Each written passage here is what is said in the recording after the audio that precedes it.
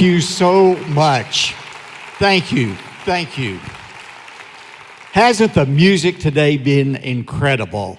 Let's say again our thanks to this great choir and orchestra and soloists for the tremendous music. And it's such an honor for me to be at Abba's house. For decades, I have admired your pastor emeritus. He is a man of boldness, a man of vision, and then to see him pass that mantle of leadership to his son, Pastor Ronnie, it is thrilling to see what is happening here and continues to happen in this great church. I had the opportunity to have dinner with Pastor Ronnie last night. I wish every member of Abba's house could have been with us just for you to hear the vision your pastor has for the future. It is tremendous. The best days are yet ahead. And we're so grateful, I know, for Dr. Ron Phillips and Pastor Ronnie and their great leadership here. I have had the privilege over the last couple of years to witness firsthand some of the great things that are happening in the United States of America.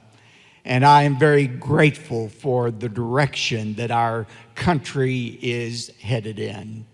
But having said that, I still have not changed my prognosis for the long-term future of America. America's collapse is inevitable. And there is not one thing we're going to do to prevent that ultimate collapse. You say, Pastor, how in the world could you say that? How could you say America's collapse is inevitable? Well, I'll share with you two reasons. One reason is found right in the Bible. I'm preaching through the book of Revelation soon, in a couple of weeks, starting in our church. And when you read about the last 7 years of Earth's history, you don't find any mention of the United States of America. Instead, there is a one-world government presided over by the Antichrist. There is no longer any freedom of speech, freedom of worship, freedom of commerce. All of that will be gone, meaning the Constitution will be gone, and the United States will have ceased to exist as we know it during those last 7 years. I mean, that is a fact. But there's another reason that I believe America's collapse is inevitable, and it's something we saw happen in our church a few years ago. When you were under the construction of Abba's house and you were having your building program here, we were doing the same thing at the First Baptist Church in Dallas. And in the midst of the greatest recession since the Great Depression, our members gave $135 million to completely recreate the 6 blocks we occupy of downtown Dallas. And it was absolutely nothing short of the blessing and power of God that our people during that Great Recession gave that much money. It was the largest church building program in modern history. And yet, after we raised the money, then we were faced with the prospect, well, how do you get rid of all of these existing facilities and start over in the middle of downtown Dallas? So we met with the demolition people, and they said, Pastor, what we need to do is an implosion. I said, well, okay, now what do you mean by that? And they said, well, we're going to take hundreds and hundreds of pounds of dynamite, and we're going to attach the dynamite to the key structural supports on these 6 blocks, and then we will explode the dynamite. There'll be a pause, and then the law of physics will take over, and the buildings will collapse under their own weight. So I said, well, that sounds pretty good to me, so let's go for it. So on a Saturday morning in October a few years ago, they shut down downtown Dallas for the implosion of the First Baptist Church. And I have to tell you, it was pretty exciting. We were standing on a building overlooking our campus. All the media was there. CNN, Fox and Friends was carrying it live. We were told later 18 million people were watching that Saturday morning. Everybody loves an implosion. And they had this big red button out in front of me. And so they did the countdown, 5, 4, 3, 2, 1, and I pressed the big red button, and that pressing of the red button was followed by the exploding dynamite, and the exploding dynamite was followed by nothing. Absolutely nothing happened. I'm telling you, I was so mad. I had the unholiest thoughts you can possibly imagine any pastor would have. And Ronnie, you can appreciate this. My first thought was, who am I going to fire for this one? I mean, I could see this scene being replayed on YouTube continuously. Pastor's implosion, a dud. But what I had forgotten was the demolition people told me that after the exploding dynamite, there would be a slight pause. And what seemed like an eternity up there was actually only a few seconds until suddenly I felt the ground beneath us start to shake. We saw those buildings start to sway back and forth. And within 30 seconds, those once great buildings were reduced to nothing but a plume of debris-filled dust. I learned something that Saturday morning about implosions. Implosions are sudden. They are dramatic. They start off with a series of seemingly unrelated explosions, followed by a pause, and then a final collapse. Ladies and gentlemen, I want to suggest to you this morning that there have been 3 explosive decisions by our United States Supreme Court over the last 60 years that have so weakened the moral and the spiritual infrastructure of our country that our collapse is inevitable. The explosions have already happened. We are in the pause before the final implosion. You say, what are those explosive decisions? Most of you were alive and remember them very well. The first explosive decision came in 1962. It was the case of Engel versus Vitale, which removed prayer from the public schools. That was followed in 1963 by the Shemp case that removed Bible reading. And on and on and on it went. Decision after decision showing governments not neutrality, but hostility toward the Christian faith. And the culminating decision was in 1980 when the Supreme Court in Stone versus Graham said it was unconstitutional to post, not teach, just even post copies of the 10 Commandments in a Kentucky school room. And why did the Supreme Court say it was unconstitutional to post the 10 Commandments? If I were to summarize the court's ruling, you would think I was making it up. So I want to read to you verbatim what the Supreme Court of the United States said about why you can't post the 10 Commandments. Quote, if the posted copies of the 10 Commandments are to have any effect at all, it will induce the school children to read, meditate upon, perhaps venerate and obey the commandments. This is not a permissible objective under the Establishment Clause of the First Amendment. Now, do you hear what the Supreme Court said? We can't post the 10 Commandments in a school because if we do, the school children might actually read those commandments. And if they read those commandments, they might actually venerate, respect those commandments. And if they respect those commandments, they might ultimately obey those commandments, and that is unconstitutional. God help us. God help us. That is the Supreme Court of the United States of America. Now, what's interesting is 116 years earlier, before 1980, the Supreme Court had addressed the subject again about whether or not the Bible ought to be read in school, but they had an altogether different conclusion. In Vidal versus Girard's Executors, listen to what the Supreme Court said.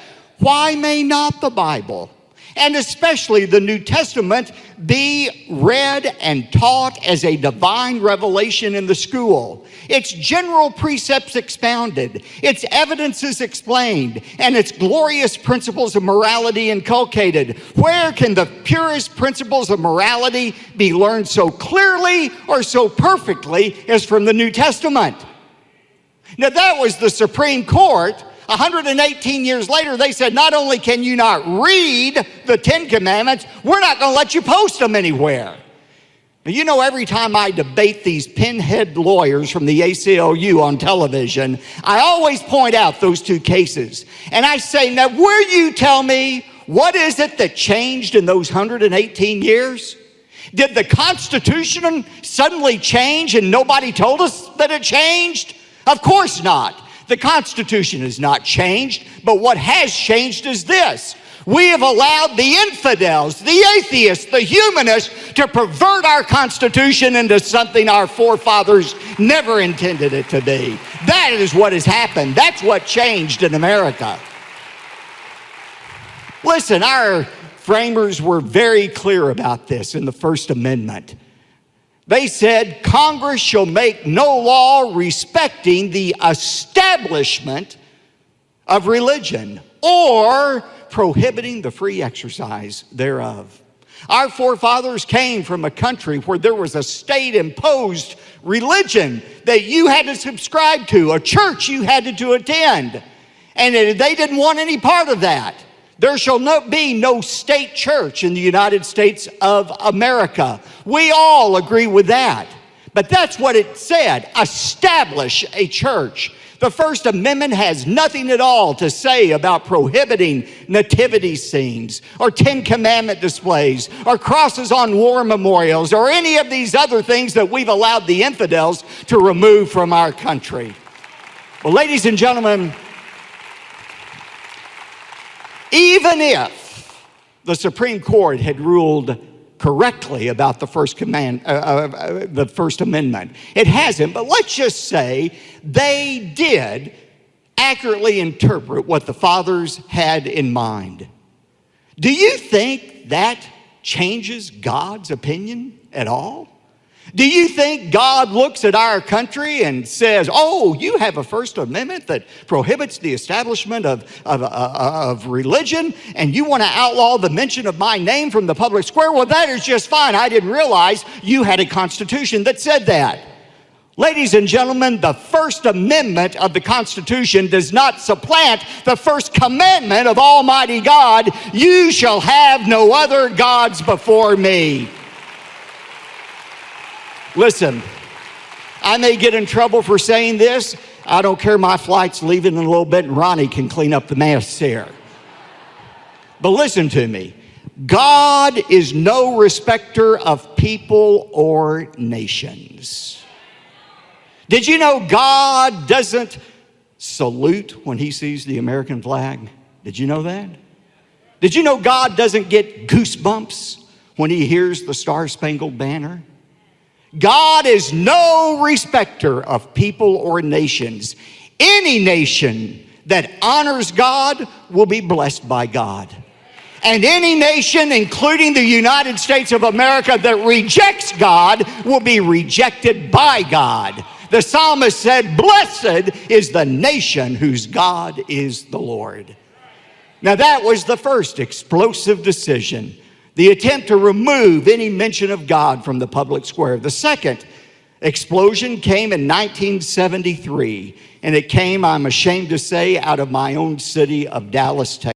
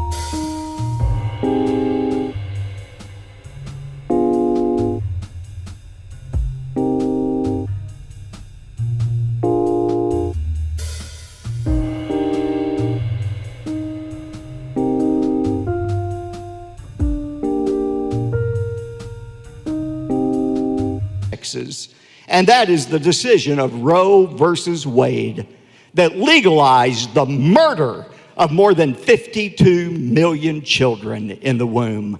and continues to be the rationale for murdering and in many cases dismembering 1.1 million children every year through abortion. Now, people talk about, well, we're talking about a person's right to choose, the right of a woman to choose. I never let them get away with that on television without saying, complete the sentence. It's a woman's right to choose to murder her own child. Let's be sure that's what we're talking about. Let's make that clear. This is about murder. And we've seen the left lately just brazenly embracing late-term abortion. You ask somebody on the left, what restriction would you place on abortion? Would you place a restriction for people who want to do it just to control the gender of a child? You don't like the gender of the preborn child? Just abort it? Nobody wants to put that restriction on it. At what day would you say an abortion should not occur? The left won't put any restriction on that. And then you had this governor of Virginia who suggested that even if the baby is born and survives, that the baby ought to be left over in the corner while the mother and father deliberate with the doctor over whether to kill the child or not. That is not only wrong, that is barbaric. It is horrific. It is an abomination to God. And if you want to know what God thinks of a nation that murders children, all you have to do is look at the Old Testament. Remember in the Old Testament, the book of Jeremiah, the children of Israel, after entering into the promised land, they started worshiping the Canaanite god of Moloch. And part of the worship of Moloch was the taking of babies and placing them on an altar and burning them alive. Remember what God said to Jeremiah? He said, "It has never entered into my mind that you would do such a detestable thing as this. But because you have, I will send the Babylonians. I will send the terrorists, if you will, to invade your land." Now, ladies and gentlemen, Israel is the only nation in history that could really be called God's chosen nation. And if God is going to do that to his own nation of Israel for murdering children, what do you think he will do to the United States of America? The third explosive decision came just a few years ago, June 26, 2015. Obergefell versus Hodges. This is the case from the Supreme Court that legalized same-sex marriage. Now, I know what the current thinking is, even among a lot of Christians on this topic. They say, oh, what's the big deal, Pastor? Why do you get so hot and bothered about that? I mean, if gays want to get married, that's no skin off of your nose. Why do you care? Just let them be. Let them do their own thing. Why do you care about the legalization of same-sex marriage? The reason is we know how this movie ends, okay? We know what happens in the end. The Hoover Institute, a conservative think tank, actually did a long-term study on what happened in Scandinavian countries that had legalized same-sex marriage. You know what they discovered after the end of 10 years? They found that not that many same-sex couples actually ended up getting married. But what they found was instead the rate of heterosexual marriages dropped precipitously. You say, well, why should gays being able to get married affect the marriage rate of heterosexuals? Well, that's an easy one. Anytime you counterfeit something, you cheapen the value of the real thing. If marriage is whatever we want to define it to be, 2 men, 2 women, 3 men, 1 woman, if it's whatever you want it to be, why bother to get married at all? And that's what we're seeing happening in our own country. The last several years, the marriage rate has been the lowest that it's been at in 96 years. People are saying, why bother to get married? And we know the sociological ramifications of that. When you have a child being brought up in a home where there's not a father and mother, it has great sociological implications. SAT scores plummet, drug use rises, violence rises. God created it in such a way that a child needs both a mother and a father. I remember coming across this quote from Princeton sociologist Sarah McClanahan. Now, this is Princeton, not a Christian school any longer. But this sociologist, Sarah McClanahan, said, if we were trying to raise a child in an ideal situation, it would be one in which the child would be biologically connected to each of its biological parents. We would put the child in an environment where the child was connected to both of its biological parents. That kind of sounds like a family to me, doesn't it to you? I mean, that's what God said. A child needs a mother and a father. A child doesn't need two mothers. A child doesn't need two fathers. He needs a father and a mother. Now, I know that's not always possible because of death or divorce or separation of some kind. But government ought to be striving for the ideal situation, promoting the ideal situation instead of counterfeiting marriage.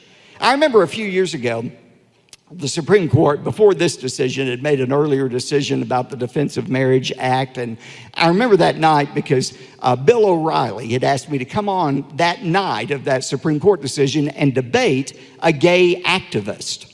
And this gay activist I had read about had just adopted a child with his partner. So we're on there talking, and I'm sharing this sociological information about why children need a father and a mother. And the guy interrupted me, the other person. He said, "Pastor, I just want you to know what you're saying to me is offensive. It is offensive that you are suggesting that there is something superior about a heterosexual relationship versus a gay relationship." And I said, "Sir, I'm sorry you're offended by that. But the fact is, you wouldn't be alive, breathing, and here arguing with me tonight on television had not a heterosexual couple come together to produce you. That is God's way of showing that is His plan. You need a father and a mother." Now, what is my point in all of this? It's a very simple point, folks. No nation that outlaws the mention of God from the public square, that sanctions the murder of millions of its own children, and that destroys the most basic unit of society, the family, no nation's going to survive that. The explosions have already happened.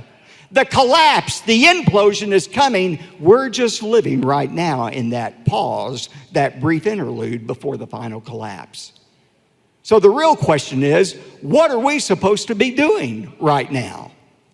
You say, "Well, I don't know. This is the most depressing message I've ever heard. Let's just end it all right now. Pass around the revolver and end it all right here. Mass suicide at Abba's house. Film at 11 tonight." I mean, the media would love that. No, that's not what we're supposed to do. There's not a better time for Christians to be alive than today, right now, ministering in this culture, as long as we understand what the assignment is. What is it that Jesus has called us to do in this pause before the coming collapse? Fortunately, He told us exactly what we're supposed to be doing. And it's found in Matthew chapter 5, beginning with verse 13. You probably never thought I was going to get to the scripture, did you? Well, here it is.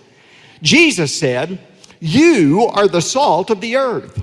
But if the salt has become tasteless, how will it be made salty again? It is good for nothing anymore except to be thrown out and trampled underfoot by men." Jesus said, one reason God has left us here on earth is to be salt in this culture. You are the salt of the earth. Now, you have to understand what salt was. In Jesus' day, salt wasn't something you just put on your meat to raise your blood pressure, okay?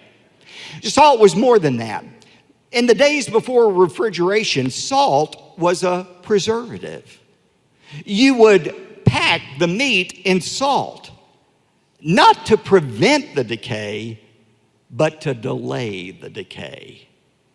Eventually, the meat would go ahead and rot and would have to be thrown out. But the salt gave the meat a little longer shelf life. And in the same way, God said, one reason I'm leaving you Christians in the world right now is to be a preservative. You're not going to prevent the decay of culture, but you can delay it. You can give this world a little longer so that they have further opportunity to hear the gospel of Jesus Christ before the end comes. You say, well, wait a minute. Delay God's judgment? Pastor, don't you believe in the sovereignty of God, that God has written on his calendar in indelible ink the day of the collapse of the world, and there's not one thing you're going to do to change that? Don't you believe that? I believe that until I read my Bible. Because when I read the Bible, I find in Jonah chapter 3, verse 10, that God had said he was going to destroy the wicked city of Nineveh. But then Jonah 3:10 says, God relented of his decision. He changed his mind. Now, I'm going to be the first to admit to you, I don't understand that. I don't understand how a sovereign, immutable, omniscient God changes his mind. Do you ever wonder about that? If so, Pastor Ron and Pastor Ronnie will be available to explain that to you next Sunday. So they're going to explain all that. I don't understand that. But here's what I do understand. God did delay his decision, and thousands of people had an opportunity to respond to God's message of salvation. What's interesting is God eventually did destroy the city of Nineveh. He didn't prevent his judgment, but he delayed his judgment because of the acts of one righteous man. And that's why God has put us here, to push back against evil. Now listen to me. For salt to do the meat any good, guess what? It's got to get out of the salt shaker. As long as it's staying up there in that shaker, it's not going to do anything to the meat. It's got to penetrate the meat.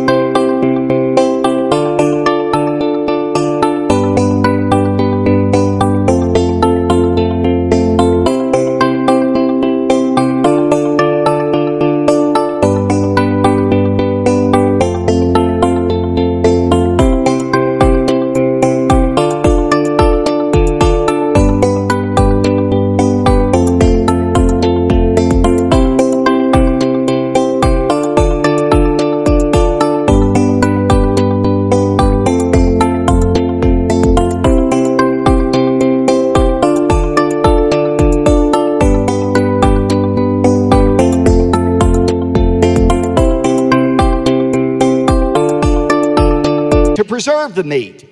And it's the same way with Christians. I tell you, one of the things, pastors, that really bother me is what I see happening in Christianity today, this silo spirituality. This idea that we are too holy and righteous to contaminate ourselves with the world, and therefore we're going to stay out of politics, we're going to stay out of entertainment, we're just going to stay in our holy little salt shaker. And we're going to stay in our holy little huddle and encourage one another till the end comes. No, that's not what God has called us to do. Listen, my Bible tells me, I don't know what yours says, but my Bible says that Jesus Christ is not just sovereign over the church, he's sovereign over all creation. Jesus is not just interested in religious people, he's interested in all people. And if we are going to do what God has called us to do, it means we've got to get out of the salt shaker and penetrate this culture. It was the theologian Abraham Cooper who said, there is not 1 inch of this universe over which God does not scream out, mine, mine. We need to reclaim Hollywood. We need to reclaim Washington, D.C. We need to reclaim this world for Jesus Christ. That's what we have been called to do.